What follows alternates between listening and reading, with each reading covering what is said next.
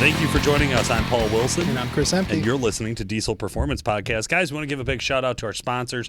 They make the show happen, and you could support us by supporting them. Yep. Head on over to WC Fab. Check out the products they have.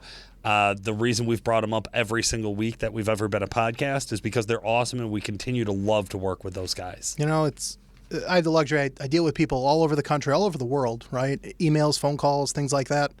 It's very, very rare that you own a common rail diesel pickup truck and you don't bring up, I have this from WC Fab, or I'm looking into getting this from WC Fab. Yeah. So, we're really fortunate to have them as a sponsor and on board. So, yeah.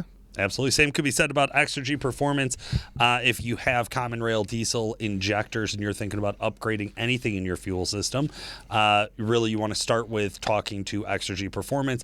You want to find out what are the right injectors you need for the power you have, and then you can trust and rely on the fact that they're going to be consistent, they're going to be the highest quality, they're going to be exactly what you need. Yeah.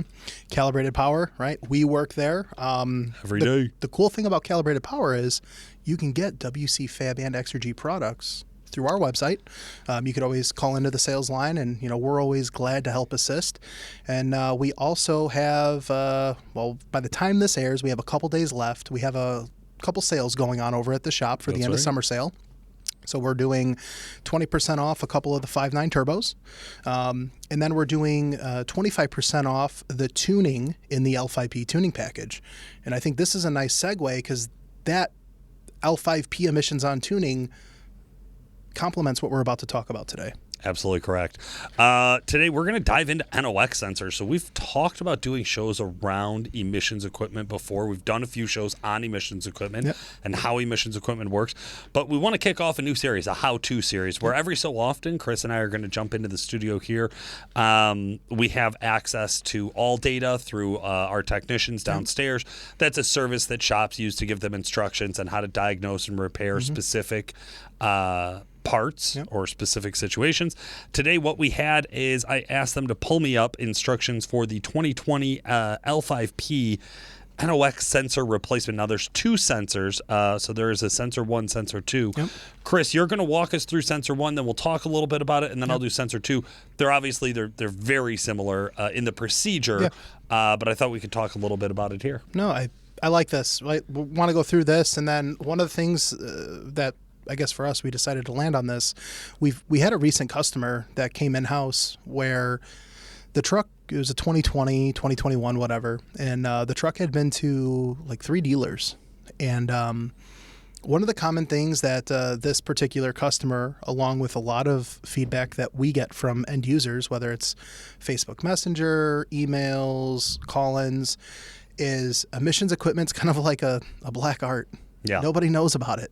And we're in this pivotal moment, where, emissions on is becoming more and more popular. Tuning, emissions on trucks, legal, stuff like that. The option to do emissions removal is becoming a little bit more questionable just with the way the laws and the standards are, product availability, reputable shops that can offer that type of stuff. So, realistically, we want to give an outlet. Right. We want to be able to be knowledgeable. We want to be able to share this information. And then more importantly, the big value is talk about our experiences in-house with that type of stuff. All right. So, Chris, what I know about NOx sensors, could fill a matchbook. So I have the experience of talking with Jeremy when we were doing our Super Tech segments and going through a lot of the process. He dealt with a lot of emissions diagnostics. We do here. Yeah. It's one of the things that we've kind of built a niche for ourselves of actually being able to diagnose and repair. It turns out it's a lot cheaper to replace like a $400 sensor than it is to do a $5 or an $8 or a $10,000 delete job. I mean, so more and more people are becoming interested in actually fixing the equipment instead of just immediately deleting it. Well, I think, if we're talking specific to the L5P, we are here, where I think a lot of the emissions repair costs come in is a misdiagnostic, right? So one of the common things that I see with NOx codes is NOx bank 1, NOx bank 2, sensor 1, sensor 2, inefficiency below threshold. Yeah. Okay. Or above threshold. Right. Those are two very common references, I guess you could say. Inefficiency below threshold when when it's been crystallized, when the actual def has been crystallized around the sensor, and that's why it's not picking up? So the NOx below threshold is generally, from what I've seen, again, a couple different variables, right? Let's say the sensor reads correctly. Yeah. Okay. 'Cause we'll probably get a little ahead of ourselves, but more or less that sensor is reading certain temperatures when the truck is not and is in a regen process. Okay. Okay. So when the truck knows, okay, the filter is at capacity and a burn off needs to take place. Okay. What we want to have done is we would like to see these temperatures ramp up, right? And that ramp up is going to occur from basically fuel being added into the downstream of the downpipe, heating up the DOC or the cat, right? That burner. And it's like a blowtorch getting into the DPF to burn off the ash. Okay. Well, what you have is when you have the sensor below threshold, that generally means that the expected temperature doesn't exist, and the sensor is reading lower than what it would want to see, lower than the threshold. Okay. Yeah, that makes sense. Makes sense, right? Yeah. It's amazing, though, how many times that type of code can be misdiagnosed. And that code, I mean, realistically, that below threshold code, off the top of my head, I could think of 4 different things that could be. Yeah. Okay. And this is where I think you have a lot of guys similar to the customer that was in house. 3 different dealers replaced NOx sensors. They replaced the sensor itself. Oh, sure. Yeah. Well, it had a code about the sensor. And one of the things I learned with Nick, over here with a diagnostic on another truck, one way to simply test the sensor is log what the sensor is reading with the engine not running, key off. Does it wig out? Does that sensor have, a spike in the reading that it shows? Or when the truck goes into the on position and it starts running, is it within a couple of degrees of the other sensors in the system, or is it completely, out of whack? Right. So. Okay. That makes sense. Yeah. Yeah. It's interesting thinking about comparing it to some of the other sensors in the truck, because I think a lot of times what we get is guys, like you said, you get a code. Oh, I've seen this. It's bank 1. Boom, it's $400, pop it out, throw in a new sensor, yep. and you'll drive. It'll be okay. Until the next regen. Yep. So, one of the things that, we've seen and I've ran into in the past is you could have a DOC or the cat that's burnt up, right? And it's unable to act as a blowtorch, and it can no longer generate the heat to burn off the particulate matter in the filter. Or you could be in a situation where, like some of the earlier trucks, like the LMLs, the 9th injector isn't injecting correctly. The GM over here, Jamie, he had an issue with that where the 9th injector was leaking externally. And it wasn't getting adequate fluid to burn off or to heat up. What I've also ran into is like mass airflow. So there's a correlation to mass airflow reading and then the NOx sensor and how those correlate. So if the sensor is misreading, then it's unable to read the appropriate readings on the sensor to know what state it's in for regen, non-regen, or getting the accurate readings back and forth. That's interesting. Yeah. Yeah. Okay. So somebody with a custom intake, or maybe just a bad MAF sensor, or somebody who put on an oiled filter and now they have a dirty MAF sensor, that could definitely throw off the NOx readings, which is going to cause codes or potentially issues. NOx sensors, man, it is one of those that there are trucks that do seem to burn up NOx sensors. Yeah. If we move off of an L5P and we look at like an 1819 Cummins, pretty well known to go through NOx sensors. I wouldn't be surprised if you own the truck for 150,000 miles and you put in 2 or 3 sets. You're going to go through 1 or 2. Yeah.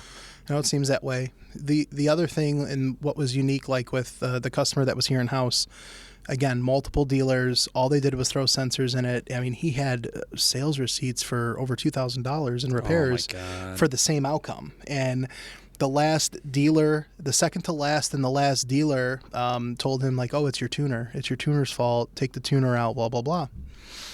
And they're looking for an outlet, right? Like they're just, oh, yep, that didn't come from the factory that way. You got to get rid of it. Well, now what happens? Now that puts a bad taste in that end user's mouth. Like, oh, emissions on tuning sucks. It's the tuner that's the fault, and that's the problem. And it was never the tuning that caused it. Yeah. So 3 different shops, 3 different bills for the same part.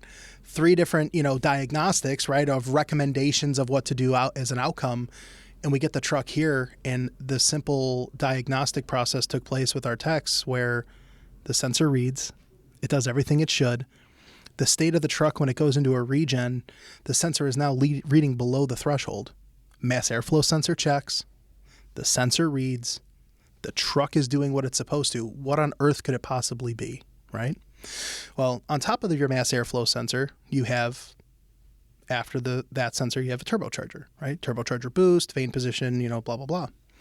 Well, what ended up happening is this truck had such a significant boost leak in the charge air system that the truck was accruing soot, right?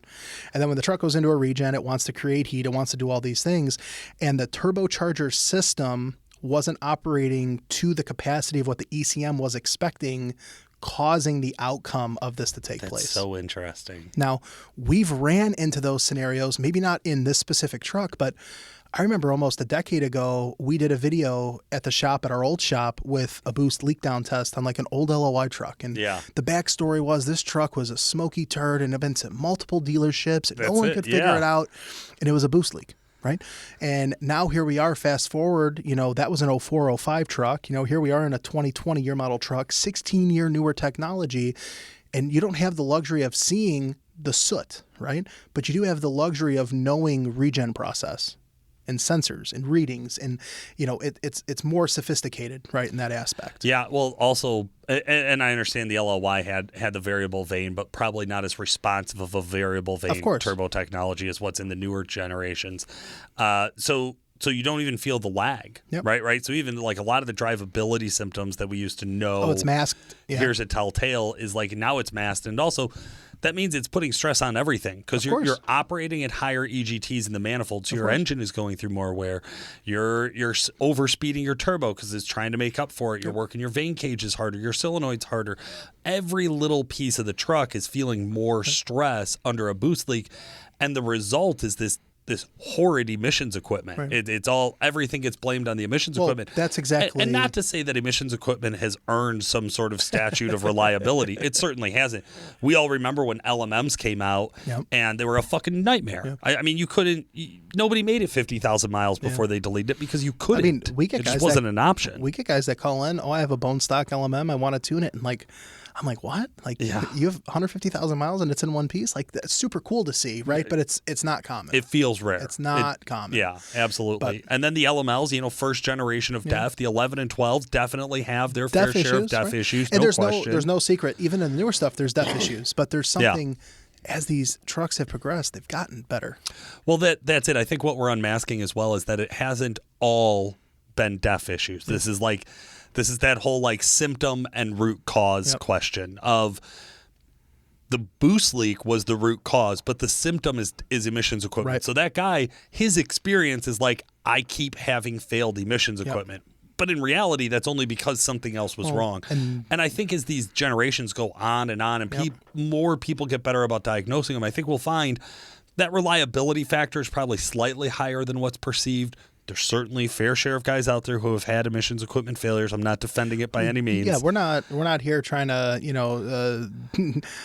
stir the cauldron in a sense of bad information. Yeah, no. I mean, I got my check from the EPA, so my mortgage is good this month. You got yours? When the fuck did we get ice cream? I guess we didn't tell you about that. No, but for real, it is one of those that it's like, listen, I realize there's problematic things within the emissions equipment when it comes to reliability. But just don't take that all at face value. Well, I think it's, again, like we said in the beginning, it's an awareness. Yeah. Okay. To the guy who, this particular customer, I'm just going to keep going back to this situation, doesn't want to delete, wants to keep it emissions on, what have you. Let's say that was a different outcome. Okay. Let's say that this guy was like, you know what, screw it. I want to delete the truck. I'm done with this horrid sensor. I am sick and tired of GM selling me bad sensors one after the other. FGM, there's NOx sensors are junk, to then fully delete the truck and then have a truck that's a smoky pig because of a boost leak that he could have fixed and repaired for free. Yeah, but then he'd be some Canadian tuner's nightmare and not mine. But the point of the awareness here is a lot of times the bad taste in your mouth is due to maintenance or mechanical ability of the truck. And a lot of times that guys do the emissions off to fix an issue, end up unraveling or unwrapping the root cause of the problem, which is going to set them back more money because of shoddy diagnostics in the first place. Yeah. And that is something that we see often. Yeah. Oh, I deleted my truck and now I have a turbo problem. Well, it's not because you did that. It was you were getting what code? The truck was doing what? Well, now we can back into all of the reasons why that took place. Yeah. But these systems are becoming more sophisticated and they are more durable, and there is more understanding and experience as to how to diagnose these things to where a $200 or a $300 or $400 sensor isn't a $3,000 filter or a $3,000 turbocharger or a $3,000 job to replace the DOC on an L5P, because to replace that you have to pull the turbocharger off the truck. Or I'm going to spend three $500 increment payments to GM for sensors that never needed to be replaced in the first place. So, it's this common ground of sharing information to say, hey, I have this issue. I'm afraid to take it on head on, but there's resources to be able to offer some light at the end of the tunnel to be able to diagnose it. So. Well said. Guys, if you need help diagnosing your emissions equipment, hey, if we can do it over the phone, we'll try to help as much as we can. If you want to bring it to the shop, we have a full-time, full-service shop here. Like we talked about, we diagnose a lot of emissions equipment and help with the repairs on just about everything diesel. Feel free to give us a call at 815-568-7920. If you want to talk to Chris, you can. You just dial his extension. Yeah, 2121. For today, this has been Paul Wilson. And Chris Ehmke. Thanks for listening. Thanks for joining us today, guys. This has been Paul Wilson. And Chris Ehmke. Make sure to like and subscribe, and we'll talk to you again soon. Stir the cauldron in a sense of bad information.